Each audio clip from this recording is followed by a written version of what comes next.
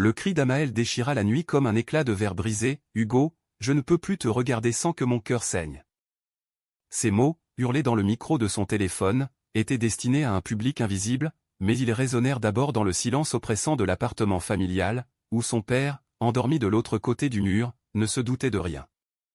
Et soudain, la porte s'ouvrit en grinçant, révélant la silhouette massive de Louis, les yeux encore lourds de sommeil, murmurant « Qu'est-ce que c'est que ce vacarme, fiston ? Tu parles à qui, au milieu de la nuit ?» Amaël se figea, le cœur battant la chamade, son téléphone toujours serré dans sa main moite. La chambre exiguë, nichée sous les toits du Marais, semblait rétrécir autour de lui, les murs tapissés de posters jaunis de films français oubliés au Truffaut, Godard qui avait autrefois nourri ses rêves d'évasion. Paris, cette ville des amours impossibles, l'étouffait ce soir-là plus que jamais. Hugo, son ombre bien-aimée, avait disparu depuis 3 jours sans un mot, laissant derrière lui un vide que même les lumières clignotantes de la tour Eiffel, visibles par la lucarne, ne pouvaient combler. Louis, son père, se tenait dans l'encadrement de la porte, une silhouette imposante forgée par des années de service dans l'armée française. À 65 ans, il portait encore les stigmates de ses campagnes lointaines, une cicatrice barrant sa joue gauche, souvenir d'une embuscade en Afghanistan, et un regard d'acier qui ne tolérait ni faiblesse ni mystère. Veuf depuis une décennie, il avait élevé Amaël seul, dans cet appartement modeste du 3e arrondissement, où les effluves de baguettes fraîches du boulanger d'en bas se mêlaient aux relents de solitude. « Rien, papa, balbutia Amaël, rangeant précipitamment son téléphone sous l'oreiller. Juste un cauchemar. Retourne te coucher. » Mais Louis ne bougea pas. Ses yeux, plissés par la suspicion, balayèrent la pièce, le bureau encombré de carnets de notes, l'ordinateur portable fermé comme un secret scellé, et cette guitare acoustique posée contre le mur, celle qu'Amaël grattait parfois en cachette pour composer des mélodies mélancoliques. Un cauchemar, hein ? T'as l'air d'un fantôme, mon garçon. Et cette voix. C'était pas la tienne, ou je me trompe ? Amaël sentit une sueur froide perler sur son front. Son père avait toujours eu ce don, percer les armures les plus solides d'un seul regard. C'était ce qui l'avait sauvé sur les champs de bataille, et ce qui, aujourd'hui, menaçait de tout détruire. La vie d'Amaël était un équilibre précaire, un fil tendu au-dessus du gouffre. À 24 ans, il travaillait comme barista dans un café branché de la rue des Francs-Bourgeois, servant des lattes artistico à des touristes éblouis par le charme haussmannien de Paris. Mais la nuit, quand la ville s'endormait sous un voile de brume, il devenait Amour Caché 87, le mystérieux youtubeur qui, sous un pseudonyme anodin, partageait des vlogs intimes sur l'amour interdit.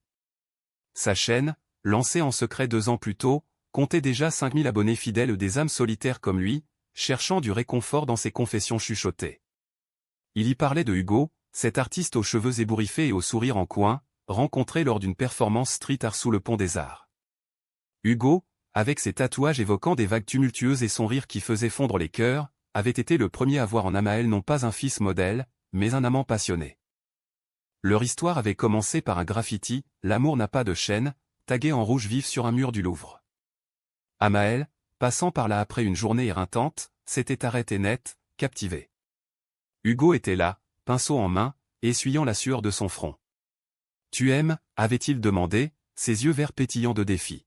« J'adore » avait répondu Amaël, rougissant comme un adolescent. Ce soir-là, ils avaient marché le long de la Seine, les lumières des bateaux-mouches dansant sur l'eau noire, et Hugo avait pris sa main pour la première fois. C'était un geste simple, mais pour Amaël, élevé dans l'ombre d'un père traditionnaliste, c'était une révolution. Ils s'étaient embrassés sous un réverbère, le goût salé des larmes d'Amaël se mêlant à la douceur des lèvres de Hugo. « Je t'aime » avait murmuré ce dernier, et le monde avait basculé. Pourtant, ce secret pesait lourd. Louis, avec ses dîners solitaires devant la télévision ou des rediffusions de matchs de rugby ou des documentaires sur la résistance, incarnait l'idéal viril français, travailleur, stoïque, intouchable. Il ne parlait jamais de la mère d'Amaël, Élise, emportée par un cancer fulgurant quand Amaël avait 14 ans. « Les hommes pleurent pas, fiston » lui avait-il dit lors de l'enterrement, serrant les poings jusqu'à ce que les jointures blanchissent. Amaël avait appris à ravaler ses sanglots, à cacher ses doutes, à feindre l'indifférence. Mais Hugo avait fissuré cette façade. Avec lui, Amaël riait, dansait dans les clubs underground de Pigalle, où les basses pulsaient comme un cœur affolé, et explorait les contours d'un désir qu'il n'avait osé nommer qu'en silence. Les mois suivants furent un tourbillon de passion.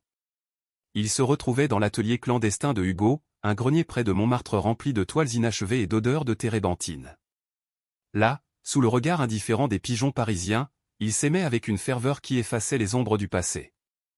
Hugo, orphelin comme lui, comprenait cette soif d'absolu. On est des âmes errantes, disait-il en traçant des motifs sur la peau nue d'Amaël. Et Paris est notre cathédrale. Amaël filmait ces instants en cachette pour sa chaîne, des plans flous de leurs mains entrelacées, des voix superposées récitant des poèmes de Rimbaud, des confessions sur la peur d'être vu. Être gay à Paris, c'est comme danser sur un fil au-dessus du vide, expliquait-il à ses abonnés.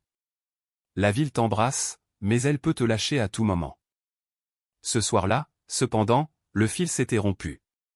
Hugo n'avait pas répondu au message, et un appel anonyme, une voix déformée, peut-être un ex-jaloux, avait laissé un indice glaçant, demande-lui pour le tableau volé. Amaël, rongé par le doute, avait allumé sa caméra pour vider son sac, un vlog impulsif destiné à devenir viral. Hugo, si tu m'entends, dis-moi la vérité. Est-ce que tout ça n'était qu'un mensonge? Les mots avaient jailli, chargés de douleur, et c'est alors que Louis était apparu. Le lendemain matin, l'appartement baignait dans une lumière pâle filtrée par les rideaux usés. Louis, attablé devant son café noir, observait son fils avec une intensité nouvelle.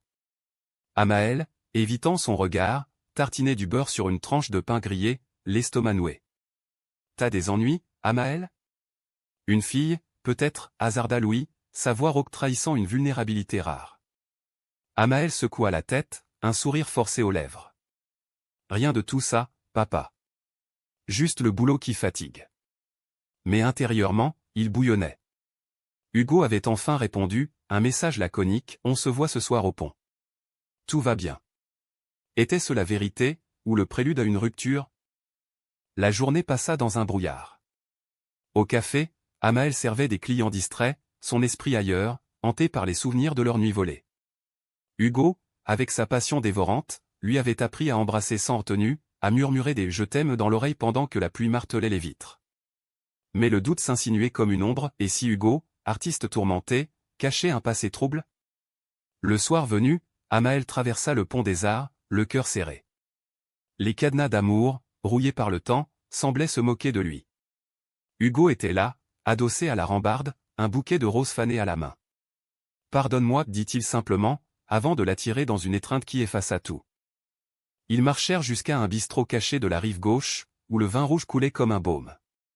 Hugo parla enfin, un galeriste véreux l'avait accusé de vol, une toile ancienne disparue d'une exposition. C'est faux, Amaël. Mais ça pourrait détruire ma carrière. Amaël, les yeux brillants, posa sa main sur la sienne. On affrontera ça ensemble. Leur baiser, là, sous les yeux indifférents des serveurs, fut un serment silencieux. Pourtant, au fond de lui, Amaël savait que les secrets finissent toujours par éclater. De retour chez lui, tard dans la nuit, il rouvrit sa chaîne YouTube. Ses abonnés attendaient une suite à son vlog chaotique. Ce soir, je vous parle d'amour vrai, tapait-il dans la description. La caméra allumée, il raconta leur réconciliation, omettant les détails sombres.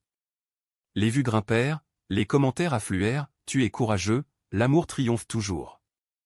Mais alors qu'il cliquait sur publier, un bruit de pas dans le couloir le fit sursauter.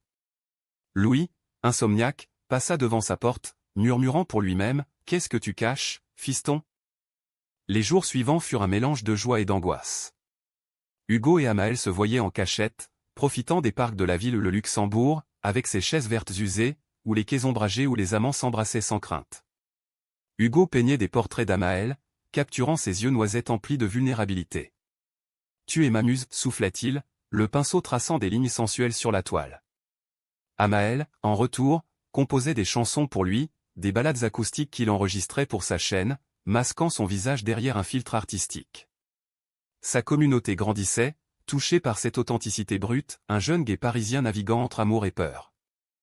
Mais Louis, de son côté, creusait.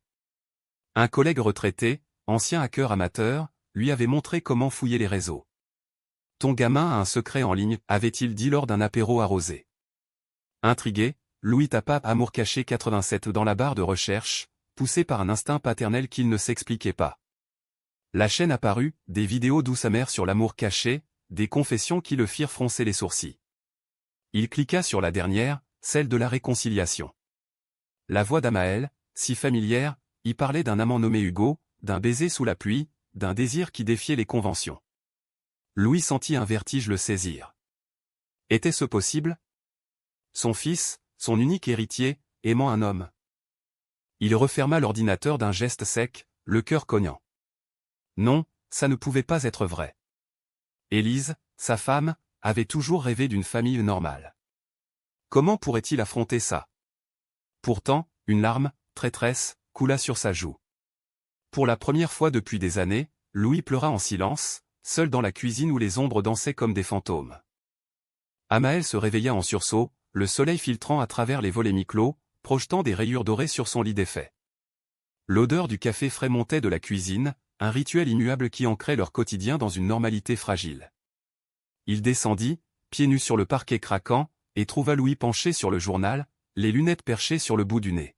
« Bonjour, fiston » grogna-t-il sans lever les yeux, mais sa voix portait une note inhabituelle, comme un écho distant. Amaël s'assit, versant du sucre dans sa tasse, ignorant le poids invisible qui s'alourdissait entre eux. La matinée s'étira en conversations anodines, le temps maussade, les grèves des transports qui paralysaient Paris, le match de foot du week-end. Mais sous la surface, des courants souterrains bouillonnaient. Amaël repensait à la nuit précédente, à ce vlog qui avait déjà récolté des milliers de vues. Ses abonnés spéculaient sur Hugo, demandant des photos, des histoires plus intimes. « Montre-nous ton amour » écrivait-il. Il hésitait. Révéler Hugo publiquement, c'était risquer la tempête pour eux deux, et surtout pour son père. Hugo l'attendait au café, attablé près de la fenêtre, esquissant un croquis sur une serviette en papier. Ses cheveux châtains, en bataille comme toujours, encadraient un visage marqué par l'insomnie. « Viens là » murmura-t-il en l'attirant sur ses genoux dès qu'Amaël s'approcha. Le baiser fut bref mais ardent, un feu qui consumait les doutes. « J'ai vendu une toile hier » annonça Hugo, rayonnant. « Assez pour payer le loyer 2 mois. » Amaël sourit, mais son esprit vagabondait vers l'accusation de vol. « Et le galeriste? Il te lâche ?» Hugo haussa les épaules, son expression se durcissant. « Il bluffe. Mais si ça sort, c'est fini pour moi. » Ils sortirent flâner dans les rues pavées du Marais, main dans la main quand les passants se faisaient rares. Paris, avec ses façades haussmanniennes et ses pâtisseries exhalant des arômes de croissants chauds, semblait conspirer pour leur bonheur. Ils s'arrêtèrent devant une galerie d'art, admirant les vitrines où des nus abstraits évoquaient des corps enlacés. « Un jour, je peindrai notre histoire » promit Hugo, pressant l'épaule d'Amaël. Ce geste, si naturel, fit naître en lui une bouffée de gratitude. Pour la première fois, il envisagea de tout dire à son père, la chaîne, Hugo, cet amour qui le rendait vivant. Mais le destin en décida autrement. En rentrant, Amaël trouva Louis affalé dans le fauteuil, l'ordinateur sur les genoux, le visage blême. La vidéo tournait encore, sa propre voix, confessant « Hugo est l'homme de ma vie, papa, si seulement tu pouvais comprendre. » Le silence qui suivit fut assourdissant, rompu seulement par le tic-tac de l'horloge murale. « C'est toi » demanda Louis d'une voix éraillée, comme si les mots lui écorchaient la gorge. Amaël hocha la tête, pétrifié. « Oui. Et Hugo. C'est mon amour. » Louis se leva lentement, comme un géant blessé, et posa l'ordinateur avec une délicatesse surprenante. « Depuis quand ?» Amaël, les larmes aux yeux, murmura « 2 ans. J'avais peur de te décevoir. » Le père arpenta la pièce, les poings serrés, revivant en flash les souvenirs d'Élise, son rire cristallin, ses mains douces sur son front après l'émission. Elle avait toujours su pour Amaël, lui avait-elle dit un jour en secret, « Il est spécial, Louis. Laisse-le s'épanouir. » Mais lui, aveuglé par sa propre armure, n'avait rien vu. « Tu m'as menti » accusa-t-il enfin, la voix tremblante. Tous ces mensonges, ces nuits dehors. Pour un homme? Amaël recula, blessé. C'est plus qu'un homme, papa. C'est ma vie. La dispute éclata comme un orage d'été, cris étouffés pour ne pas alerter les voisins, reproches lancés comme des flèches. Louis invoqua la tradition, l'honneur familial, les regards des anciens camarades. Amaël riposta avec des vérités crues, « Tu m'as élevé pour être fort, mais tu m'as appris à me cacher. » Maman l'aurait compris, elle. Le mot « maman » brisa quelque chose en Louis. Il s'effondra sur le canapé, le visage dans les mains. Amaël, déchiré, s'approcha, posant une main hésitante sur son épaule. Je t'aime, papa. Ça n'a pas changé. Mais Louis se dégagea, les yeux rougis. Laisse-moi seul. Amaël obéit, s'enfuyant dans sa chambre, le cœur en lambeaux. Il alluma sa caméra, mais cette fois, les mots ne vinrent pas. Au lieu de ça, il appela Hugo, sanglotant au téléphone, il sait tout. Et il me déteste. Hugo arriva en trombe, escaladant les 4 étages sans frapper. Il trouva Amaël recroquevillé sur son lit, et le serra contre lui avec une tendresse farouche. On va s'en sortir, promit-il, caressant ses cheveux. Cette nuit-là, ils firent l'amour pour la première fois dans l'appartement familial, un acte de rébellion douce, leur corps se mouvant en rythme avec les bruits de la ville endormie. Hugo traça des chemins de baisers sur la peau d'Amaël, murmurant des mots d'amour en provençal, sa langue natale. Tu es mon Paris, mon tout. Amaël, emporté par la vague, oublia un instant la tempête. Mais le lendemain apporta le conflit. Louis, parti à l'aube pour une promenade le long de la Seine, revint avec une résolution froide. « Je veux rencontrer ce Hugo » déclara-t-il au petit déjeuner, la voix neutre comme un ordre militaire. Amaël, surpris, accepta. Le rendez-vous fut fixé dans un café neutre du quartier latin, lieu de mémoire studieuse et de passion intellectuelle. Hugo arriva en jean délavé et chemise ouverte, son charisme artistique contrastant avec la raideur de Louis. La conversation démarra poliment, origine, métier, Paris. Mais vite, les masques tombèrent. « Qu'est-ce que vous offrez à mon fils » lança Louis, les yeux fixés sur Hugo.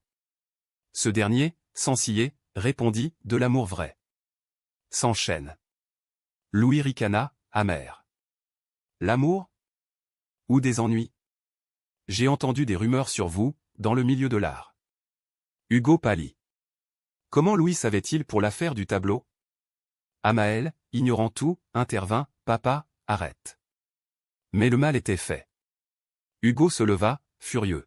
« Si vous ne pouvez pas accepter Amaël tel qu'il est, alors laissez-nous. » Il partit en claquant la porte, laissant un silence glacial. Amaël, dévasté, accusa son père, « Tu l'as chassé avant même de le connaître. » Louis, pour la première fois, montra une faille, « J'ai peur pour toi, fiston. » Ce monde. Il broie les cœurs tendres. Amaël s'enfuit à son tour, courant vers l'atelier de Hugo. Là, il le trouva entouré de toiles lacérées, en pleine crise. « Ton père a raison » avoua Hugo, la voix brisée. « Le galeriste me harcèle. J'ai emprunté cette toile pour payer nos dettes. C'était une erreur. » La révélation frappa Amaël comme un coup de poignard. Prêt à tout pour Hugo, il avait fermé les yeux sur les signes, les appels anonymes, les nuits solitaires. « Tu m'as menti » murmura-t-il, écho cruel des mots de son père. Hugo s'agenouilla, suppliant, « C'était pour nous protéger. Pardonne-moi. » Ils se réconcilièrent dans les larmes, un baiser salé scellant un pacte fragile. Mais le doute s'était insinué, poison lent. Les semaines suivantes furent un tourbillon. La chaîne YouTube d'Amaël explosa, le vlog sur la dispute familiale attira des milliers de vues, des messages de soutien de la communauté LGBTQ+ parisienne. Des invitations à des événements en Pride March, ateliers d'écriture affluèrent. Hugo, galvanisé, organisa une expo pour se racheter, peignant une série sur Amour volé. Amaël posa pour lui, nu sous les lumières crues, son corps devenant toile vivante. Leurs nuits étaient des symphonies de passion, caresses langoureuses, murmures dans l'obscurité, où Hugo confessait ses peurs d'enfance, orphelin abandonné à Marseille. Pourtant, Louis sombrait. Seul, il revoyait les vidéos, apprenant à connaître ce fils qu'il croyait sien. Une confession d'Amaël sur Élise le toucha, maman savait. Elle m'a dit, aime sans peur. Louis fouilla les affaires de sa femme, trouvant une lettre cachée, si Amaël est gay, soutiens-le. L'amour est notre seule arme. Les larmes coulèrent, libérant des années de deuil refoulé. Un soir, alors qu'Amaël rentrait d'un tournage secret à un vlog sur leur amour renaissant, il trouva son père devant la télévision, une bouteille de cognac entamée. « Assieds-toi » dit Louis. Et pour la première fois, il parla d'Élise, de ses propres doutes sur la virilité, de sa peur de perdre son fils comme il avait perdu sa femme. « Je suis désolé » conclut-il, la voix rauque. Amaël, ému, l'étreignit. « Moi aussi. » Mais le destin, cruel, réservait un coup bas. Hugo disparut à nouveau, emporté par le scandale, le galeriste avait porté plainte, accusant vol aggravé. Amaël, paniqué, fouilla l'atelier, une toile manquante, des billets cachés. La trahison le frappa de plein fouet. Son amour, son roc, l'avait trahi pour de l'argent. La pluie martelait les pavés de Montmartre comme un reproche divin, transformant les ruelles en rivières boueuses. Amaël courait, essoufflé, son manteau collant à sa peau, le cœur un point serré dans sa poitrine. L'atelier de Hugo, ce sanctuaire autrefois, n'était plus qu'un mausolée de toiles abandonnées, l'air chargé d'humidité et de regrets. La porte béait, entr'ouverte, révélant le chaos, pinceau brisé, palette renversée, et au centre, une lettre froissée sur le chevalet. Je pars. Ne me cherche pas. C'était une erreur, nous deux. Hugo. Les mots dansèrent devant ses yeux brouillés de larmes. Une erreur? Après les nuits où leurs corps s'étaient entrelacés comme des vignes sauvages, après les promesses chuchotées sous les étoiles de la butte? Amaël s'effondra à genoux, la lettre tremblant dans sa main, tandis que la tempête dehors hurlait sa douleur. Comment avait-il pu être si aveugle? Les signes étaient là, les appels nocturnes, les excuses pour des commissions mystérieuses, les ombres dans les yeux de Hugo quand il parlait d'argent. L'amour, ce mirage parisien, s'était évaporé, ne laissant qu'un vide béant. Il erra des heures, la ville un labyrinthe hostile. Les cafés bondés du Sacré-Cœur, où les artistes sirotaient leur absinthe en riant, lui semblaient moqueurs. Il s'arrêta sur les marches, face à la vue panoramique, Paris s'étalait en contrebas, lumière tremblante sous la pluie, indifférente à son naufrage. Son téléphone vibrait, des notifications de sa chaîne, des abonnés inquiets après son silence. Où es-tu, amour caché? On t'aime. Mais l'amour virtuel ne comblait pas le gouffre.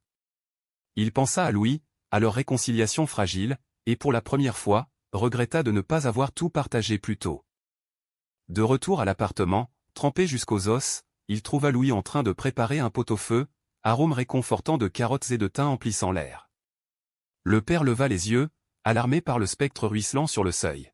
« Mon Dieu, qu'est-ce qui t'arrive » Amaël, les dents claquant, se jeta dans ses bras, les mots jaillissant en torrent, Hugo, la trahison, le vol, la fuite. Louis l'enveloppa d'une serviette, le guidant vers le canapé comme un enfant. « Calme-toi, fiston. Raconte-moi tout. » Pour la première fois, Amaël obéit sans filtre. Il parla de leur rencontre électrique, des passions consumantes, des doutes qu'il avait eus. Louis écouta, impassible, mais ses mains, serrant celles de son fils, trahissaient une tendresse nouvelle. « J'ai vu tes vidéos, avoua-t-il quand Amaël se tut. Toutes. Tu es courageux, plus que je ne l'ai jamais été. » Une larme coula sur la joue burinée de Louis, et Amaël, stupéfait, la vit comme un pont jeté sur l'abîme. « Papa. Tu acceptes ?» Louis hocha la tête, la voix brisée, pas tout de suite. « Mais je t'accepte, toi. Et cet amour, même brisé, t'a rendu plus fort. » Cette nuit-là, pour la première fois depuis l'enfance d'Amaël, ils veillèrent ensemble, un bol de soupe fumant entre eux. Louis raconta des anecdotes d'Élise, comment elle dansait nue dans leur chambre à Lyon, comment elle défiait les conventions en fumant des Gauloises en public. Elle était libre, comme toi. J'ai été idiot de vouloir te mouler à mon image. Amaël, apaisé, sentit un poids s'envoler.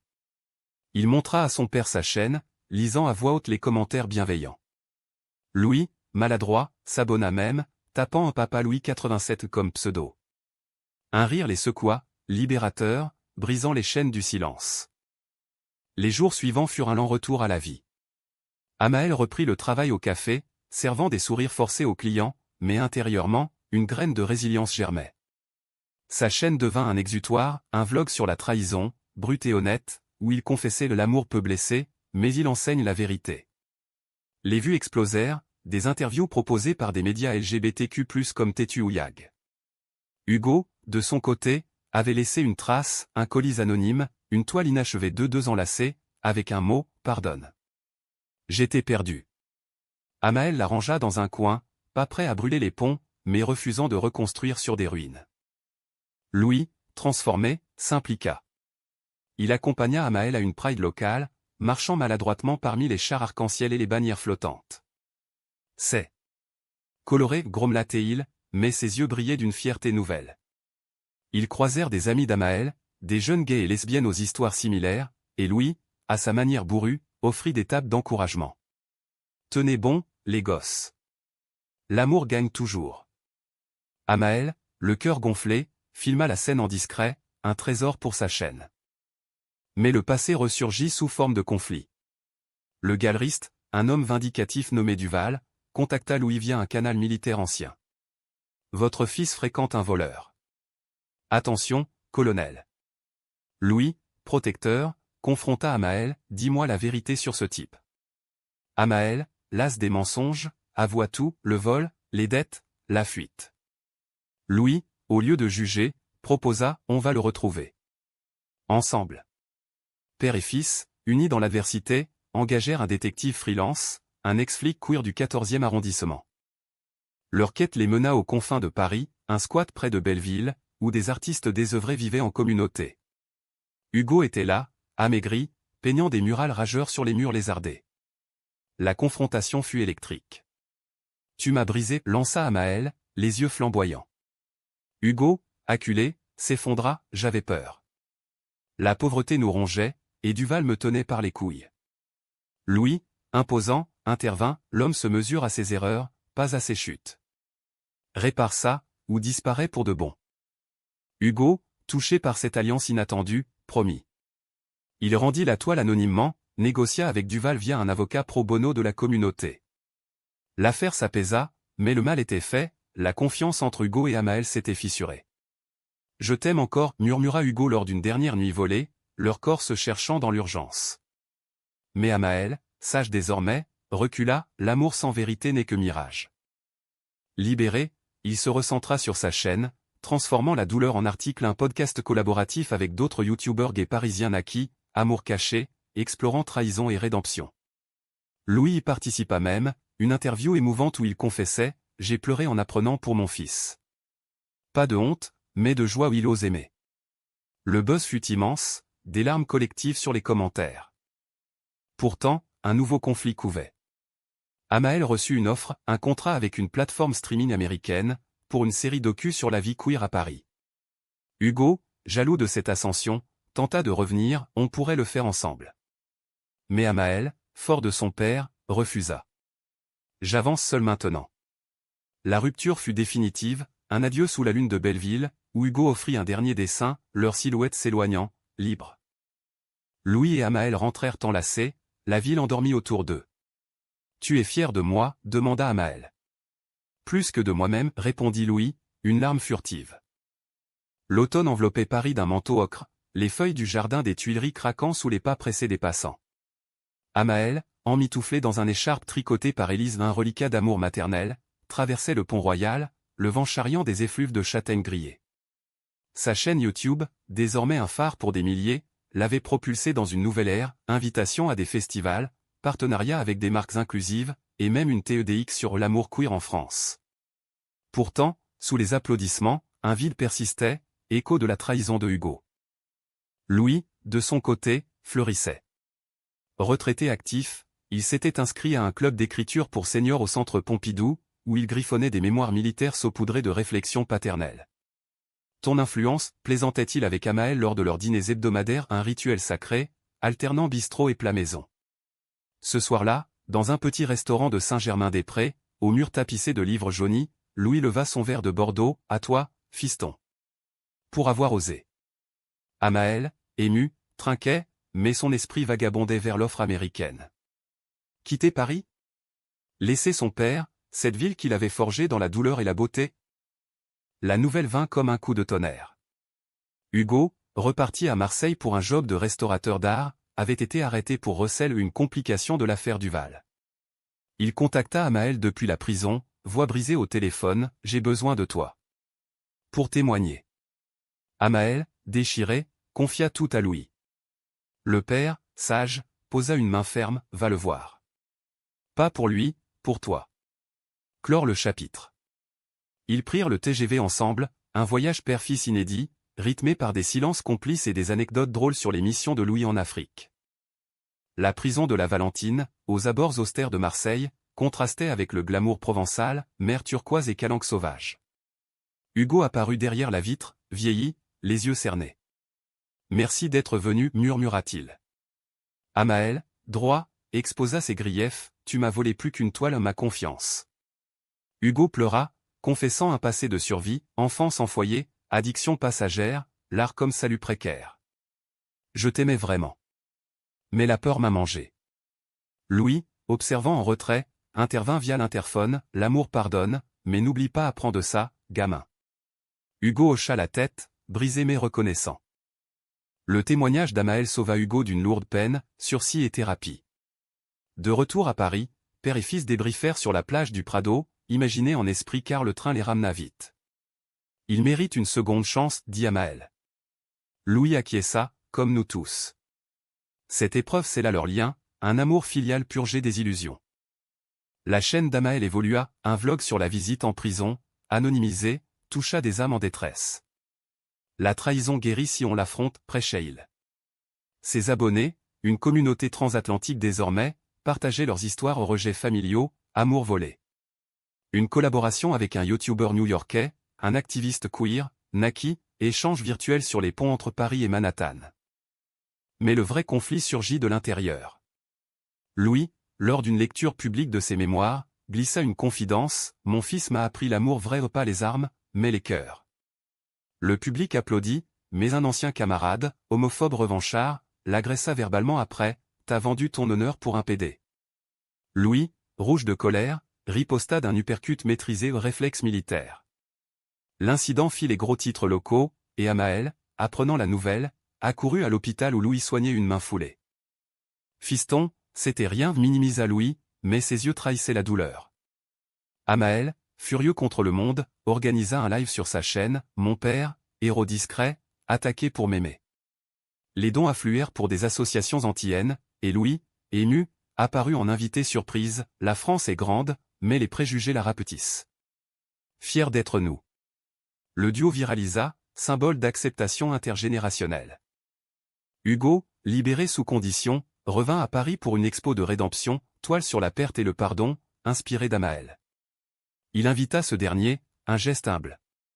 Amael y alla avec Louis, qui serra la main de l'ex-amant, pas de rancune. Mais protège-le, si tu reviens. Hugo, touché, offrit une pièce centrale, Amael et son ombre, un portrait double où le père et le fils se fondaient.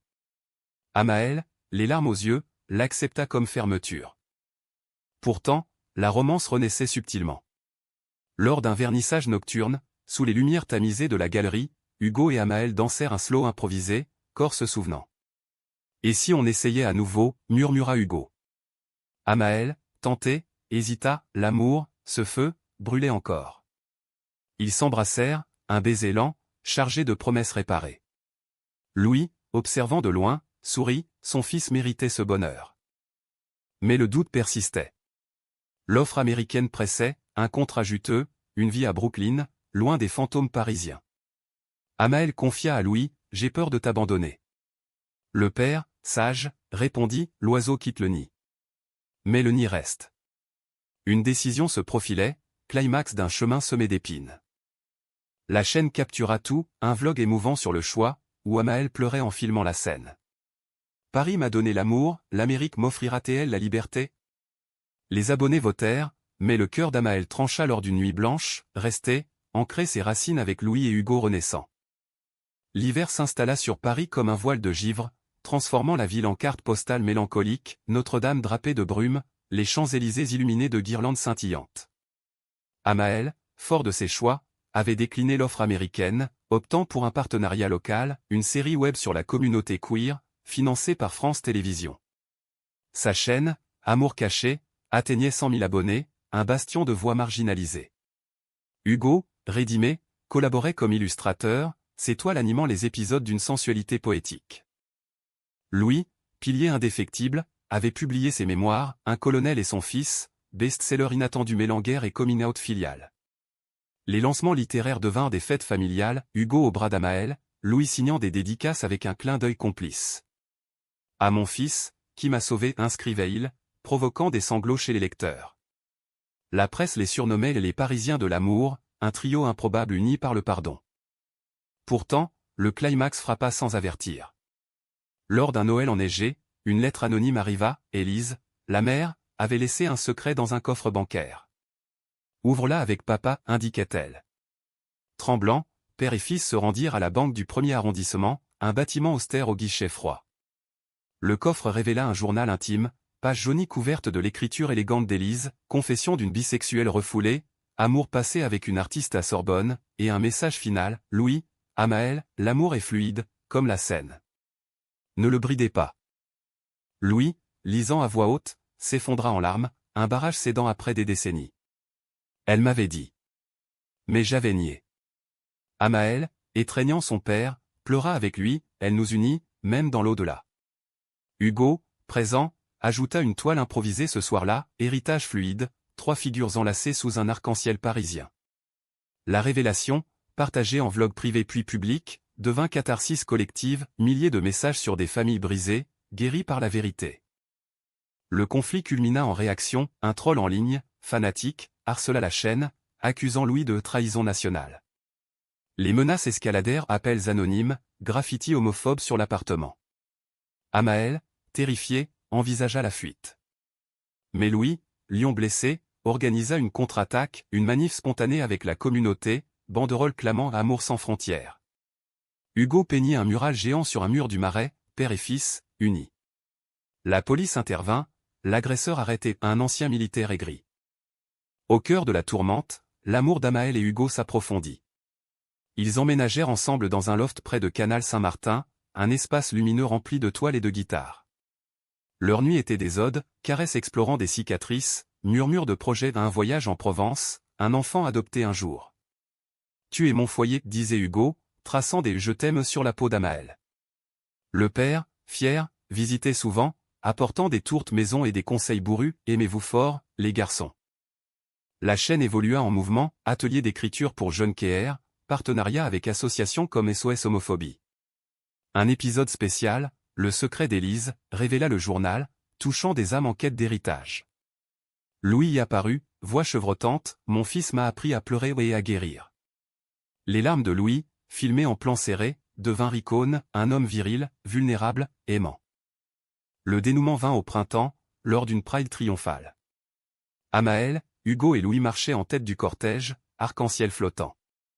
Sur scène, Amaël prit le micro, « À mon père, qui a pleuré en découvrant mon amour. À Hugo, qui m'a trahi et sauvé. À maman, notre guide. » La foule rugit, et Louis, larmes aux yeux, embrassa son fils publiquement, un geste simple, révolutionnaire.